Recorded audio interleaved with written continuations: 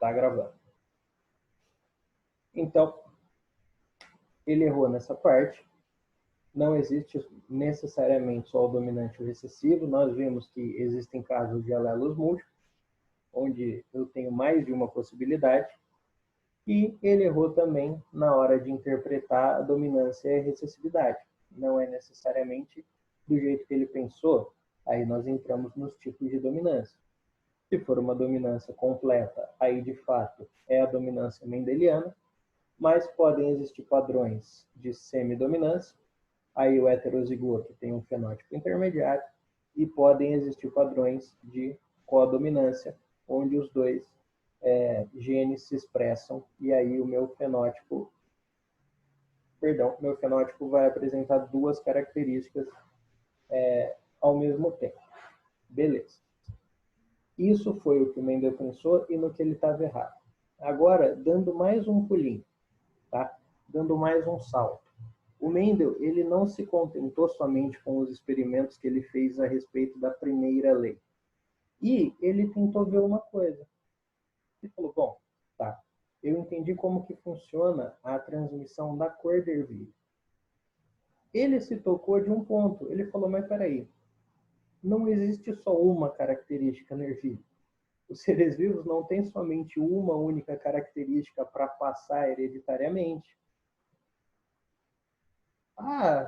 O questionamento do Mendel foi o seguinte: como que funciona a hereditariedade quando eu levo em conta mais de uma característica?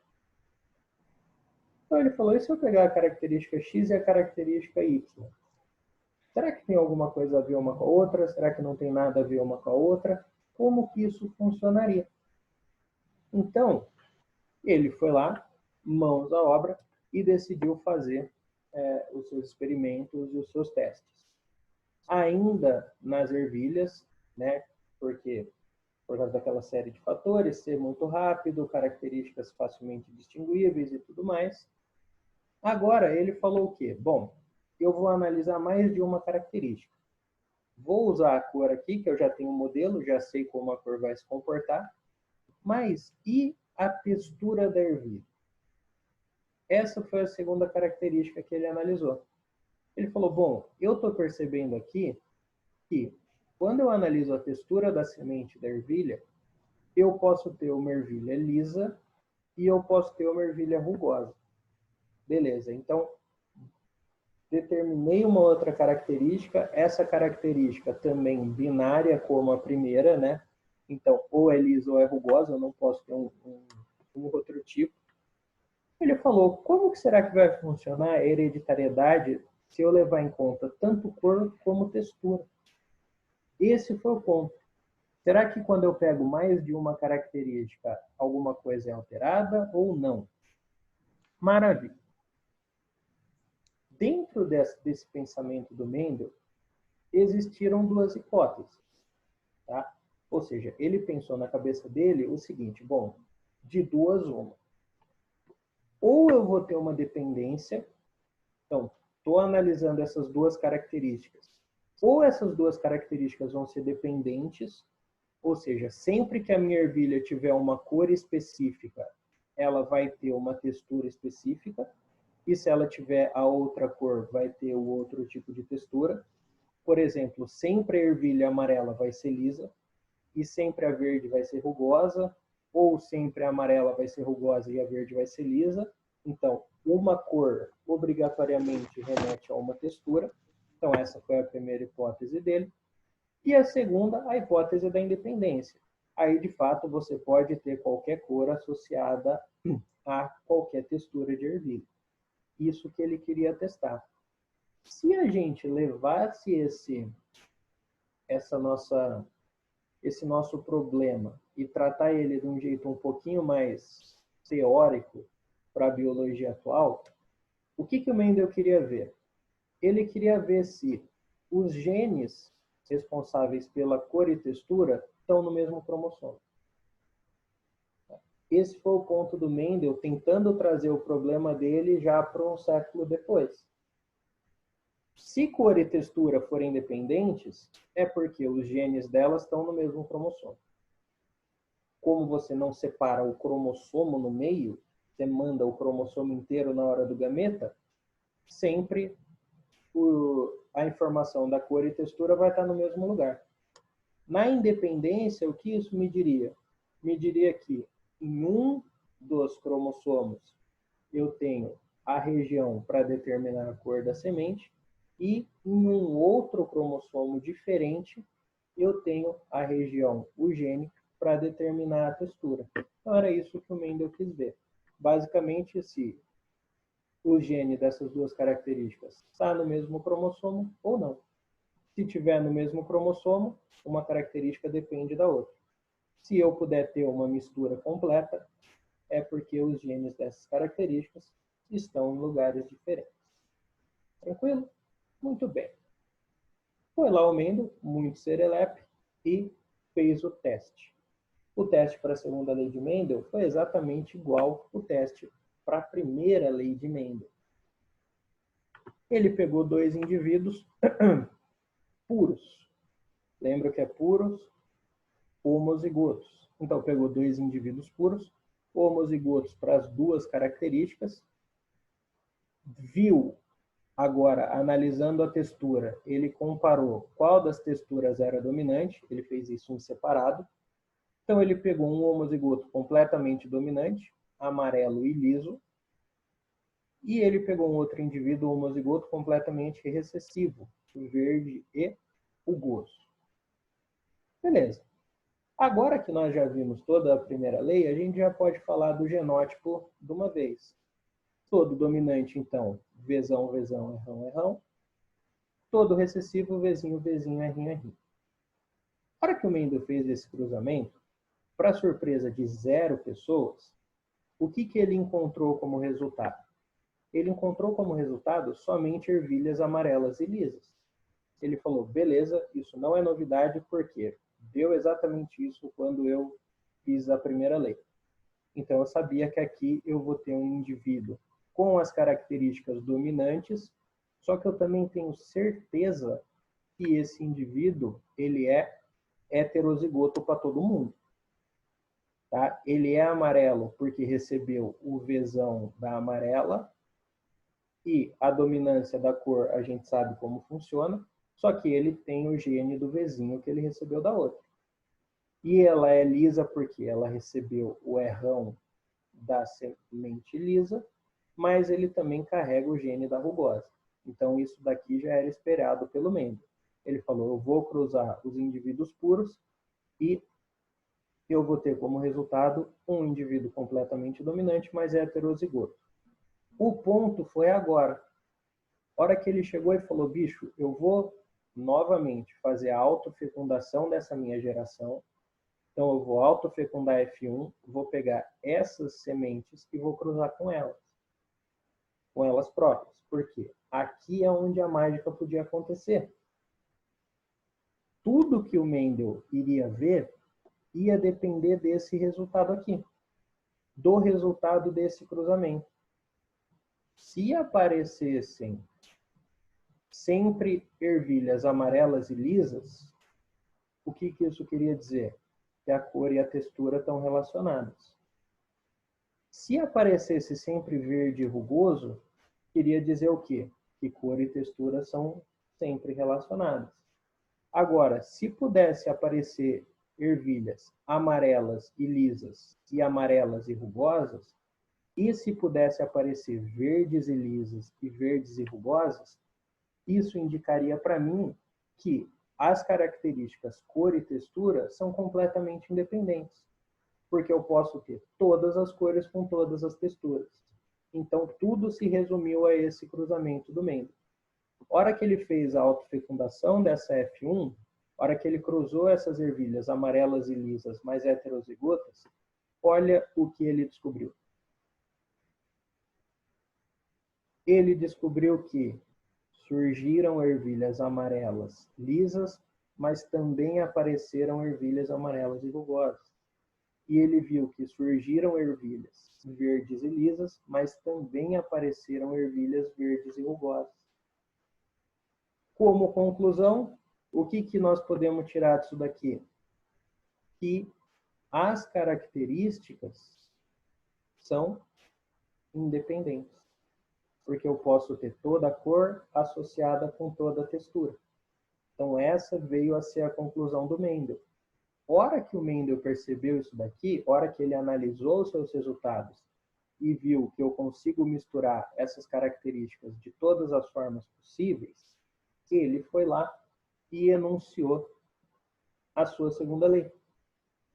Então, lembra, primeira lei, lei da segregação dos fatores, ou seja, a característica é formada por um par de fatores e esses fatores eles vão se separar na hora de fazer meiose.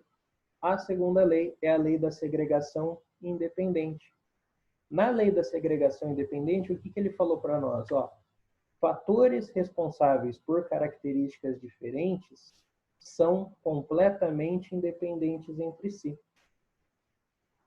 Tranquilo? Então, o fator da característica cor é completamente independente com relação ao fator da característica textura. Ou seja, o gene responsável pela cor da ervilha é completamente independente do gene responsável para a textura das mesmas. Esses genes estão contidos em cromossomos diferentes. E aí, se estão contidos em cromossomos diferentes, eles podem se misturar de qualquer maneira. Ponto final. Completamos todo o raciocínio do Mendel. Se eu puder resumir tudo que o Mendel pensou de um jeito muito rápido, é o que? O Mendel entendeu que, para uma característica qualquer, eu vou ter um par de alelos que determina essa característica. Esse meu par de alelos eu vou separar na hora de formar gametas, e os alelos responsáveis por características diferentes minhas estão em cromossomos distintos. Então, o alelo da cor do meu olho está num cromossomo X, o alelo, vamos imaginar, no cromossomo 1. Aí o alelo da cor da minha pele está no cromossomo 2, o alelo para ver se eu sou obeso, se eu sou diabético ou não, está no cromossomo 3, o alelo para determinar se eu vou ser destro ou canhoto está no cromossomo 4, e aí, para cada característica que eu for analisando, eu vou ter que ter na mente que ela é completamente independente das outras características. Esse foi o pensamento total do Mendel. Daqui a pouquinho, e já é até um pouco óbvio, a gente vai falar do porquê que ele errou nesse ponto. Tá? O porquê que essa segunda lei ela não também se fez verdade quando a gente saiu da ervilha. Mas, nesse nosso momento, é importante a gente saber essa parte. Os genes de características diferentes são completamente independentes entre si. Beleza? Beleza, beleza? Alguém quer fazer alguma colocação? Beleza, beleza. Show? Maravilha. Por fim, o que é interessante e o que talvez na próxima aula ou nas duas, eu vou mostrar para vocês que vai ser um baita de um adianto na hora de fazer os exercícios. Essas proporçõezinhas. Lembra lá da proporção da primeira lei de Mendel? Você tinha 3 alelos dominantes para um alelo recessivo. Então, uma proporçãozinha de 3 para 1. Aqui nós vamos falar de uma proporção de 9 para 3 para 3 para 1. Eu vou pegar isso daqui, esse indivíduo, Vzão, Vzinho, Rão, Rinho, e eu vou trazer para cá. Vou fazer o cruzamento usando o quadrinho do Pinet. Então, saca só. Como eu estou falando de características diferentes, o que vai acontecer? Eu vou separar em um par de genes. Como assim? Esse meu gameta, ele vai ter um alelo para a característica cor e ele vai ter um alelo para a característica textura. Então, eu posso ter esse alelo da cor para esse alelo da textura, então, Vzão é Rão. Eu posso ter esse alelo da cor para esse alelo da textura, Vzão Rinho. Eu posso ter esse alelo da cor para esse da textura, Vzinho Rão. E eu posso ter esse alelo da cor para esse alelo da textura, e aí ficaria Vzinho Rim. Maravilha. Na outra geração é a mesma coisa, né? Vejam só, as mesmas possibilidades, porque eu estou cruzando um indivíduo que é igual. E aí, ó, por exemplo, fazendo esse cruzamento, nesse quadradinho, olha o que eu estou pegando. Vzão Rão com Vzão Rão. Então ficou Vzão, Vzão, Rão, Rão. O que isso tem? Vzão amarelo, Rão liso. Trazendo para esse quadro aqui, ó, o que eu estou cruzando? Esse com esse. Então vai ficar Vzão, Vzão, Rão, Rinho. Completando esse quadro, o que a gente vai analisar? Nós vamos confirmar que, de fato, você teve uma mistura total entre cor e textura, mas, além disso, vocês conseguem pegar ali as proporções fenotípicas e genotípicas, tá? Olha só. Aqui o que eu coloquei? 9. O 9, ambos dominantes. Então, se você vier aqui, você vai ter 9 desses 16 casos onde ambas as características são dominantes. Opa. 3. Na característica aqui, o que vai dar? Nos 2, 3, você vai ter um dominante e um recessivo. Ou seja, trazendo para cá, ó, 9 indivíduos vão ser amarelos e lisos. 3 indivíduos vão ser amarelos e rugosos. Então, percebam, um dominante e um recessivo. E 3 indivíduos vão ser verdes e lisos. Ó, um dominante e um recessivo. E o meu último, um indivíduo, ambos recessivos, que é o Vzinho, Vzinho, Rinho. Tranquilo? Senhor, meu Deus, você tá zoando que eu vou ter que fazer isso em todo o exercício. Aí que tá. Não. Você não vai precisar fazer isso em todo o exercício. Por quê? Tem um jeito muito mais fácil da gente resolver segundo a lei de Mendel. Tem um jeito bem mais fácil, bem mais tranquilinho, que é o seguinte. A gente pode fazer valer do raciocínio que o próprio Mendel teve. Que raciocínio foi esse? Bicho, o bagulho não é independente um do outro? É. Então você pega cada uma dessas características e trata como uma primeira lei de Mendel. Aí, senhor, como assim? Bom, quando eu tiver que fazer um cruzamento da cor com a textura, como que eu vou proceder?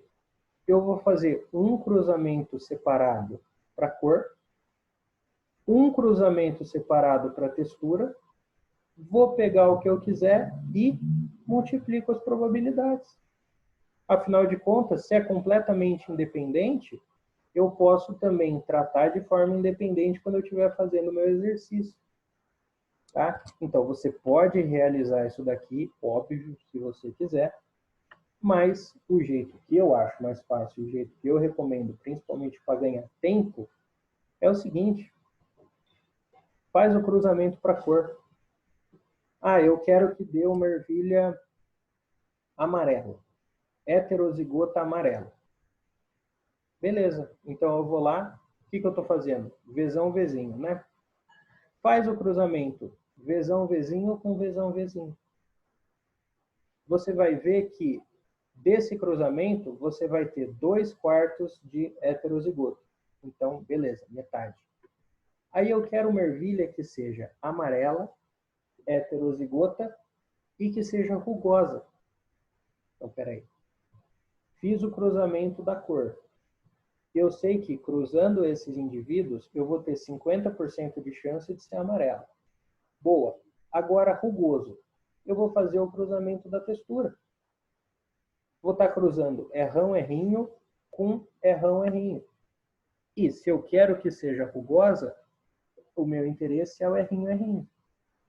Fazendo esse cruzamento da textura, eu vou descobrir que 1/4 das probabilidades vão me dar a semente rugosa. Então, peraí, eu tenho eu tenho metade das chances de ter uma ervilha amarela e 1/4 das chances da textura ser lisa. Eu não quero que ela seja amarela e lisa. Sim. Sempre que tiver e, o que a gente faz? Multiplica. Então, você pega o 1/2 de chance dela ser amarela e multiplica pelo 1/4 de chance dela ser rugosa. 1/2 vezes 1/4, 1/8. Então, você vai ter 1/8 de chance da sua semente ser amarela e rugosa. Aí, você para que fica muito mais fácil. Já que para o Mendel todas as características são independentes, então você não trata elas de forma junta.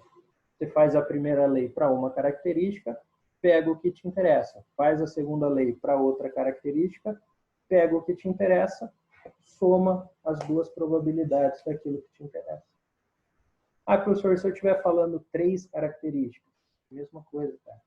Faz a primeira lei para cada uma das 3, multiplica as 3 probabilidades.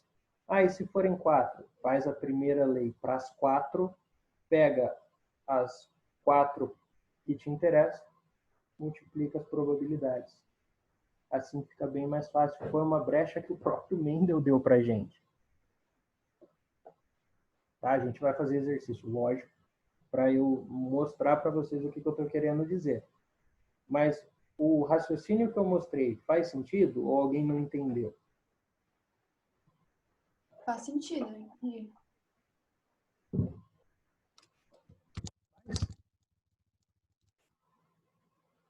Beleza? Algum Entendi problema? também.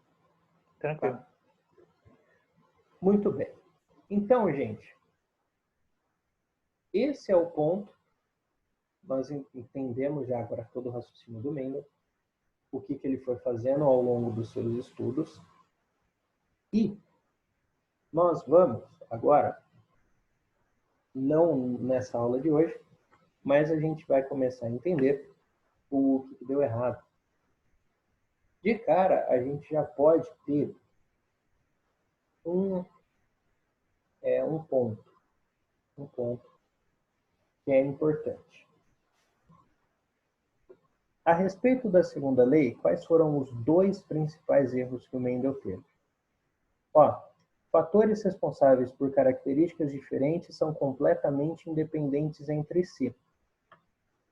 Ou seja, na minha explicação, eu falei que para o Mendel, cada característica minha estaria em um cromossomo diferente. No indivíduo simples, ok. Só que vamos pegar o ser humano. Eu tenho um número limitado de cromossomos, não tenho? Eu tenho 46 só. E eu tenho bem mais do que 46 características. Então, em algum momento, eu vou ter que falar sobre características que de fato estão no mesmo cromossomo. E aí, essas características que estão no mesmo cromossomo, elas são dependentes umas das outras. A característica pode não ter nada a ver. Eu posso estar falando, por exemplo, do gene, sei lá, da cor do olho com o gene do comprimento do dedo. Se eles estiverem no mesmo cromossomo, eles vão ser dependentes um do outro. Para o Mendel, todas as características diferentes teriam um lugar diferente. Como o meu número de cromossomos é limitado, algumas características diferentes, elas de fato vão estar no mesmo cromossomo, e aí essa independência já não vai ser feita. Tá? Vai chegar um momento onde eu vou analisar 2 características que têm uma dependência total. Por quê? Porque elas estão no mesmo cromossomo. Tá? Então, no mesmo cromossomo, por quê? Porque eu tenho um número limitado de DNA e uma quantidade limitada de DNA. Isso é o que a gente chama de linkage. Nós vamos ter uma aula sobre linkage. Na realidade, nós não vamos ter uma aula sobre linkage, nós vamos comentar sobre linkage, porque simplesmente linkage nunca caiu no Enem até a porra da prova do ano passado. Tá? Em 22 edições do Enem nunca apareceu uma pergunta de linkage. Ano passado, eles foram lá e colocaram. Então, a gente comenta sobre o linkage, sem ir muito a fundo, porque é muito improvável que caia de novo, mas a gente vai ver a base do linkage, como que eu faço quando essas minhas características estão no mesmo cromossomo. E o outro erro do Mendel, e aí foi um erro mais geral, foi o seguinte: vão existir características que fogem da ideia do Mendel por um aspecto. Olha só, na ervilha, a cor ela é determinada por um par de genes, beleza? Que aqui nós chamamos de gene V. Então, beleza. Cor de ervilha determinada pelo gene V. Só que existem características que vão ser determinadas não somente por um gene. Vão ter características que, para me dar o fenótipo final, eu vou ter que levar em conta o gene V, o gene L, o gene M, o gene P. Então, o resultado da interação entre esses 4 genes é que vai dar o meu fenótipo. Não vão ser todas as características que vão estar associadas somente a um gene. Vão existir características associadas a mais. E aí nós vamos entrar na nossa aula de interação gênica, quando eu preciso ter mais de um gene envolvido para me dar uma característica. Um exemplo, a nossa cor da pele. A cor da nossa pele, ela é determinada por um total de 4 genes. Eu vou ter a interação entre 4 genes e o resultado dessa interação vai dar a cor da minha pele. Não é somente o Vzão Vzinho como na ervilha. Vejam, nós somos um pouco diferentes. Em vários indivíduos, a cor da pele é dada por 3, 4, 8 genes até. A cor do meu olho. A cor do meu olho também é uma variedade grande de genes. Tamanho é também. Então, os 2 erros, ele não levou em conta que poderia existir uma interação gênica, e aí mais de um gene é importante para determinar a mesma característica, e ele não levou em conta que algumas características sim vão ter uma relação de dependência, porque elas vão precisar estar na mesma molécula de DNA do indivíduo. Tá bom? Mas é isso. Fica ali um assunto nosso para a próxima aula. Beleza? Beleza, beleza? Beleza, professor. Ó, eu vou encerrar essa apresentação aqui. E aí eu vou abrir a outra. Na outra a gente faz o exercício, tá? Para não parar o exercício na metade, nem nada, vou aproveitar que faltam só 4 minutos. Eu fecho essa, abro, a gente faz alguns exercícios para fixar e é nóis, tá? Fechou. Mesmo link? Mesmo link. Mesmo link. Beleza. Tá? Fechou. Peraí.